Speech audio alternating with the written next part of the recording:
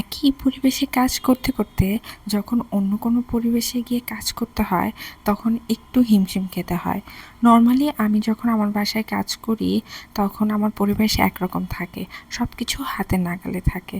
কিন্তু যখন কোথাও বেড়াতে যাই তখন কাজ করাটা খুব মুশকিল হয়ে যায়। এত সব জিনিস নিয়ে গিয়ে কাজ করাটা আসলেই ডিফিকাল্ট। একদিন দুদিনের ব্যাপার হলে খুব একটা ঝামেলা হয় না, কিন্তু যখন অনেক দিনের জন্য যাওয়া হয় তখন কিন্তু এসব জিনিস নিয়ে যেতেই হয়, এবং সেই সাথে নতুন পরিবেশে কাজ করতে গেলে বিভিন্ন ধরনের ঝামেলা ফেস করতে হয়।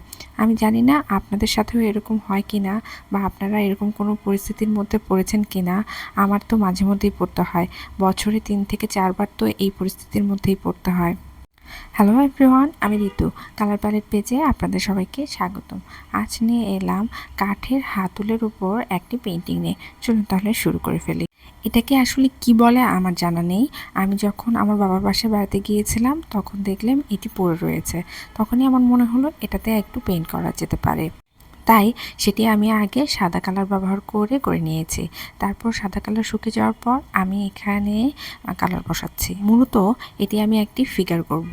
প্রথমে আমি হলুদ কালারের যে অংশটুকু দেখছেন সেই অংশটুকুতে আমি সেই অংশটি হচ্ছে ফিগারটির মুখ এবং গলার অংশ। আর নিচের যে অংশটুকু কাজ করছি এখন সেটি হচ্ছে মেয়েটির জামাটি, অর্থাৎ ফিগারটির। এখানে আমি গোলাপি কালার ব্যবহার করেছি। আমি যখন কাজ করি তখন আমার কারোর সাথে কথা বলতে ইচ্ছা করে না, বা অন্য কোনো কাজ করতে ইচ্ছা করে না, বা কেউ এসে যদি কথা বলে সেক্ষেত্রে আমি একটু বিরক্ত হই। এক্ষেত্রে আমার অন্য কোথাও গিয়ে কাজ করতে একটু অসুবিধেই হয়।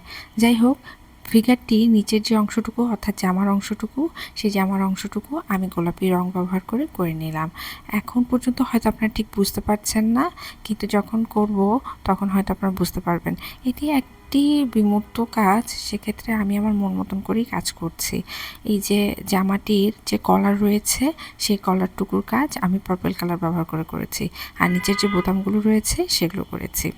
এখন চলে যাচ্ছি কালো রঙের দিকে। কালো রং ব্যবহার করে ফিগারের যে চুলগুলো রয়েছে সেই চুলের অংশটুকু করে নিচ্ছি, এবং পিছনের অংশটুকু আমি পুরোটাই কালো করব। এখানে যে আমি ফিগারটি করছি এই ফিগারটির চুলগুলো আমি কিছুটা বেনির মতন করে করছি।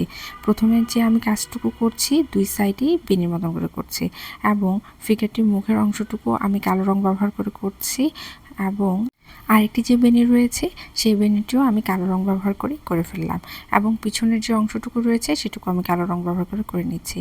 এখন একেবারেই চিকন তুলি ব্যবহার করে চোখ, ভ্রু, নাক, ঠোঁট এগুলোর কাজ করে নিচ্ছি। আমার এই কাজটি করতে ভীষণ কষ্ট হচ্ছিল এবং সময় লেগেছিল অনেক। আপনাদের কাছে এখন আমি দুঃখ প্রকাশ করছি, কারণ বাকি যে ক্লিপগুলো রয়েছে কাজের সেগুলো আমার স্টোরেজ ফুল হয়ে যাওয়ার কারণে আমি সেই ক্লিপগুলো নিতে পারি নাই। এই তো মোটামুটি আমার কাজ শেষ করে ফেললাম। যদি ভিডিওটি ভালো লেগে থাকে লাইক, কমেন্ট, শেয়ার করতে ভুলবেন না। ধন্যবাদ।